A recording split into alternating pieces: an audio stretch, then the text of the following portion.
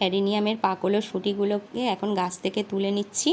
তারপরে এই শুঁটিগুলো থেকে দানা বের করে নেব, আর সেই দানাগুলো চারা তৈরির জন্য ফেলবো। হ্যালো ফ্রেন্ডস, অঞ্জন সোনাই জয়া লাইফস্টাইলে সবাইকে স্বাগত জানাই। গুরুজনদের প্রণাম ও ছোটদের ভালোবাসা জানিয়ে আজকের আরও একটা নতুন ব্লগ শুরু করছি। আর এখন সকাল 6টা বাজে। ঘুম থেকে উঠে প্রথমেই বাসি বাসন নিয়ে ঘাটে চলে এসেছি। ঘাটেতে বাসনটা মেজে নেব। আর আমরা এখনও কিন্তু ঘাটেতেই দেখো বাসন মাজি, পুকুর ঘাটে। অনেকেই এখন আজকাল বাড়িতে কল হয়ে গেছে, কলেতে বা বেসিনে বাসন মাজো, এখনও কিন্তু আমরা ঘাটেতেই বাসন মাজি। তারপরে বাসনটা মেজে নিয়েই দেখো আমি ঝাড় দিচ্ছি, রাস্তা ঝাড় দিচ্ছি বলতে গেলে এই রাস্তাটা না আমার পিছনে মেন রাস্তা গেছে, ওখান থেকে এই রাস্তাটা আমাদের বাড়িতে মানে একেনে রাস্তা, সেই মানে আমাদের বাড়িটাতেই শুধু এই রাস্তাটা এসছে। সেই জন্যে প্রতিদিনই আমি রাস্তাটা ঝাড় দিয়ে দিই, উঠান ঝাড় দেওয়ার সাথে সাথে। রাস্তা উঠান মানে ঝাড় দেওয়ার সাথে সাথে রাস্তা ঝাড় দিলে রাস্তাটা রোজ পরিষ্কার থাকলে বেশ ভালোই লাগে। তার মধ্যেই ছেলে ঘুম থেকে উঠে পড়েছে, আর ওকে একটু কমপ্ল্যান বানিয়ে দিলাম, ও তা খেয়ে পড়তে বসে যাবে। আর তারপরেই আমি চলে এসেছি দেখো আনাজ কাটতে। তোমরা তো জানো আমাদের নার্সারি বলে আমাদের খুব তাড়াতাড়ি সকাল সকাল রান্না চাপিয়ে দিতে হয়, মানে লোক লাগে তো তাদের জন্য তরকারি বানাতে হয়। সেই জন্য মা রান্নাঘরে অলরেডি উনান জেলে দিয়েছে, আর আমি আনাজ কাটছিলাম। আনাজটা কেটে দিয়ে তারপরে আমি কিছু জামা কাপড় পরেছিল ছেলের, তো রোজ মানে জামা কাপড় কাচা, আর সেই জামা কাপড়গুলো কেচে নিয়ে চলে এসেছি রোদে মেলে দিতে। আর আজকে মানে এত রোদ উঠেছে, মানে সূর্যের দিকে মানে রোদের দিকে তাকানোই যাচ্ছে না, এত সূর্যের রোদের জোর, মানে যেন মনে হচ্ছে যেন চোখ মুখ সব ঝলসে যাচ্ছে। তোমাদের ওখানেও নিশ্চয়ই রোদ উঠেছে সবাইয়ের, মানে এখন মানে বাইরে তুমি বেরোতেই পারবে না। সেই জন্যে মা বললো গামছাটা মাথায় দিয়ে কর, না হলে একদম পুড়ে যাবি, বুঝলে তো। সেই জন্যে গামছাটা মাথায় দিয়ে নিয়েছি। আর তারপরেই দেখো আমি কিন্তু চলে এসেছি অ্যাডিনিয়াম তুলতে। তোমাদের প্রথমেই ভিডিও ক্লিপে দেখিয়েছি আজকের কিন্তু আমি অ্যাডিনিয়ামের শুঁটি থেকে দানা বের করে চারা তৈরির জন্য ফেলবো। আর সেই দেখো অ্যাডিনিয়ামের শুঁটি তুলতে চলে এসেছি।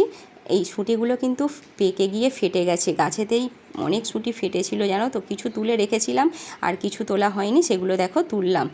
আর তারপরেই শুঁটিগুলো থেকে মা রান্না করছে। আমি মাকে বললাম যে আজকের আমি এই কাজগুলো সারি।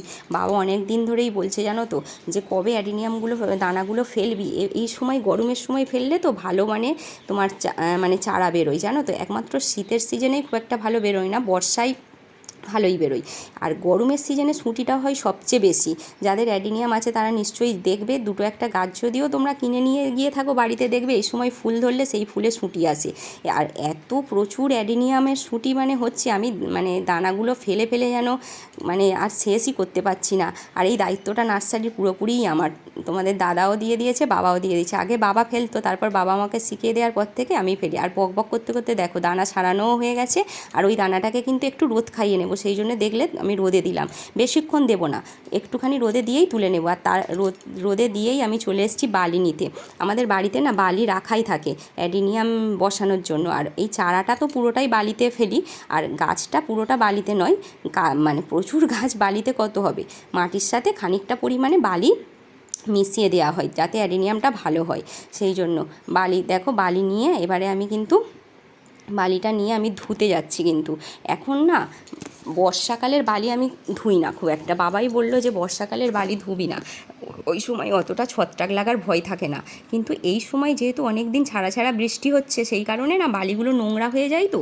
আর এই বালিতে ফেললে না একটু ছত্রাক লাগার ভয় থেকে যায়। সেই জন্যে বাবা বলে দিয়েছে যে গরমকালের বালিটা ধুয়ে নিবি। সেই জন্য আমি কি করেছি, বালিটাকে ধুতে ঘাটে চলে এসেছি দেখো। আর বালিটা ধুলে দেখবে কীরকম পরিমাণে কাদা বা নোংরা বেরোয়। দেখো একটু কষ্ট করে বালিটা কিন্তু ধুয়ে নিলে মানে তোমার ভয়টা থাকে না। আমি এত চারা, আমাদের প্রচুর পরিমাণে চারা লাগে জানো তো। আর চারাগুলো কেনার থেকে মানে বাড়িতে প্রোডাকশান হলে সেটা তো খুবই লাভবান হওয়া যায়, মানে খুবই মানে উপকার হয়। আর দাদা শুধু বলবে, তোমাদের দাদা, যে চারা তাড়াতাড়ি চারা বানিয়ে দাও, চারা বানিয়ে দাও, শুঁটি দানাগুলোকে ফেলো, তাড়াতাড়ি ফেলো। সেই কারণে না অনেক দানা জমে গেছে, ফেলা হয়নি। সেই জন্যে আজকের মাকে বলেছি যে আমাকে আর ডাকবে না অন্য কাজে, আমি কিন্তু আজকের আমি এই দানাগুলোকে ফেলেই তারপরে করবো। সেই জন্য আমি আজকের একদম মানে নিয়েছি যে আমি আজকের অ্যাডিনিয়ামের দানাগুলোকে সব চালির মধ্যে ফেলে শেষ করব। দেখো সেই জন্যে আমি কতগুলো চালি একসাথে ধুয়ে নিয়ে বসেছি, দেখতে পাচ্ছ তো। চালিগুলোকেও কিন্তু আমি জলে কিন্তু একদম ধুয়ে নিয়েছি। চালিগুলোতেও নোংরা থাকলে তাতে থেকেও ছত্রাক লাগার ভয় থাকে, চালিগুলোকে ধুয়ে নিয়েছি। আর তোমাদের একটা কথা বলা হয়নি, ওই চালির মধ্যে যে ফুটোটা দেখছো, ওই চালিটাই দেখালাম কি মনে পড়ছে না, কিন্তু এই চালিতে একটা দেখতে পাচ্ছ যে ফুটোটা দেখতে পাচ্ছ না, যে চালিগুলো রাখা আছে তার উপরের চালিটাই দেখো। ওখানে তোমরা যদি ঘরে কোনো সুঁটি মানে হয় তোমাদের বাড়িতে, বলছি যাদের অ্যাডিনিয়াম মানে বিজনেস আছে তারা তো সবাই জানে, তাদেরকে কিন্তু আমি বলছি না, আমি নিহাতি কিছুই জানি না, আমাকে বাবা শিখিয়ে দিয়েছে, আমি ওই প্রসেসেই ফেলে যাই। যারা বাড়িতে করবে না তাদেরকে আমি বলছি যে ওইখানে একটা কিছু মানে খোলাম বা কিছু একটা দিয়ে দেবে, যাতে বালিটা মানে পরবর্তীকালে চারা হয়ে গেলে বালিটা যাতে জল দিলে সেই বালিটার নিচে না চলে যায়, মানে পড়ে যায়, চারাও না তাহলে পড়ে যাবে ওখান থেকে, ওই ফুটোটা থেকে, সেই জন্যে দিয়ে দেবে। আর কথা বলতে বলতে দেখো এদিকে আমার বালি দিয়ে একটা লেয়ার করে প্লেন করে বালিটা দিয়ে দিয়েছি, তার উপরে দেখো দানাগুলোকে ফেলছি, দেখো ফেলে দিয়েছি, ফেলে দিয়ে হাত দিয়ে একটু সাজিয়ে নিলাম। তোমরা এক কাজ করবে, আমি মানে সবসময়ই করি বলে হাত দিয়েই সাজিয়ে ফেলছি, কিন্তু তোমরা না ওই দানাগুলোকে ছড়িয়ে দিয়ে একটা কাঠি দিয়ে আস্তে আস্তে, দানাগুলো তো জুড়ে জারে যায় বা কোথাও বেশি কোথাও কম হয়ে যায়, সেই জন্য কাঠি দিয়ে একটু সুন্দর করে সাজিয়ে দিলে মানে চারাগুলো যখন বেরোবে একটু সুন্দরভাবে বেরোবে, মানে কেউ কারোর গা ঘেঁষা হয়ে যাবে না বা মানে চাপে হয়ে যাবে না, এক সাইড হয়তো ফাঁকা থাকবে, এক সাইড হয়তো অনেক মানে চারা বেরোচ্ছে, এই রকম তো হতে পারে। সেই জন্য একটু সাজিয়ে দিলে জিনিসটা ভালো হয়। তারপরে দেখো আমি কিন্তু ওর উপরে কিন্তু শুকনো বালি দিচ্ছি। এবার তোমরা বলতে পারো দিদিভাই তাহলে এই বালিতে ছত্রাক লাগবে না কেন? এই বালিটারও ছত্রাক লাগার হয়তো অবশ্যই ভয় আছে, কিন্তু না তুমি যদি ভিজে বালি এর ওপরে দাও তাহলে দিতে পারা যাবে না, মানে দিতে হয়তো পারা যাবে, মানে জাপটে যাবে বা কোথাও মানে উঠে যাবে, এরকম হয়। সেই কারণে এইখানে এই বালিটা কেন শুকনো বালি দিয়ে দিচ্ছি, ওই মানে সুবিধা হবে। আর এই বালিটা তো খুব একটা বেশি বালি এর উপরে যাবে না, দেখো অল্প পরিমাণ শুধু সুঁটিটা এই দানাগুলোকে যে ফেলেছি তার উপরে চাপা দেওয়ার জন্য হালকা করে মানে শুধু উপর থেকে ফেলে দেয়া, এটা তো অল্প পরিমাণ, ওই জন্য অতটা ভয় থাকে না। দেখো আর বালিটা একটু চেলে নিলে ভালো হয়, যে বড় নুড়ি কাঁকড়গুলো আমার হাতে পড়ছে না, সেগুলো এইরকম করে নিয়ে আমি ফেলে দিচ্ছি পাশে। আমার মানে চালা হয়ে ওঠেনি, বাবা বলে মাঝে মাঝে যে চেলে রেখে দে, সে চালা হয়ে ওঠেনি, একসাথেই কাজ সেরে নিচ্ছি, নুড়ি পাথরগুলোকে সাইড করে দিচ্ছি, আর বালিটা দেখো আমি হাত দিয়ে মানে ছেঁকে ছেঁকে মতো করে ফেলে দিচ্ছি। এবারে এই বালির উপরে কিন্তু আমি এবার একটু জল ছড়া দিয়ে দিতে হবে, বুঝতে পেরেছো?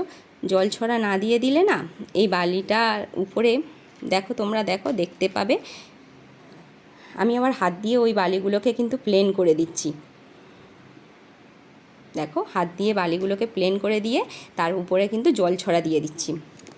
জল ছড়াটা দিয়ে দিচ্ছি কিসের কারণে বলো তো? জল ছড়াটা দিয়ে দিলে এবারে আমি মানে যে প্রসেসে অ্যাডেনিয়ামের চারাটা ফেলি দানাটা, সেই প্রসেসে না আমি আগে একটা প্রসেসে ফেলতাম, বাবা বলেছিল, তারপরে এই প্রসেসটা একজনের কাছ থেকে বাবাও জেনেছে, তারপরে এইভাবেই ফেলা হয়।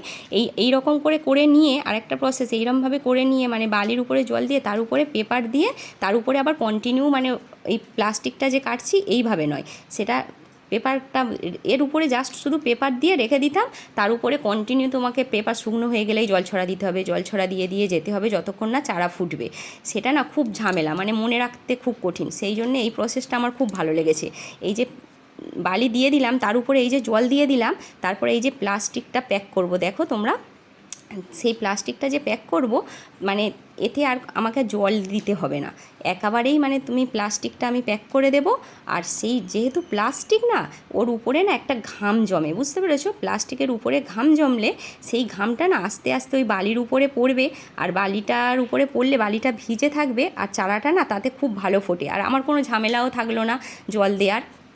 মানে তোমার একেবারে চারা ফুটে গেলে তখন তুমি মানে চারাটাকে দেখতে পেলে তখন আমি ওই প্লাস্টিকটাকে খুলে ফেলবো, মানে একদম ইজি প্রসেস। মানে একবার যদি তুমি এই চালিটা মানে ফেলে তুমি রেখে দাও, ওই সম্ভবত 4-5 দিন লাগে মানে চারাটা ফুটতে। আমি দেখো একটা সমান করে একটা প্লাস্টিক কেটে নিয়েছি, প্লাস্টিক কেটে নিয়ে এবার একটা দড়িও কেটে নিচ্ছি, প্লাস্টিকটা দড়ি দিয়ে তো বেঁধে দেবো, সেই জন্য দড়িটাও কেটে নিচ্ছি।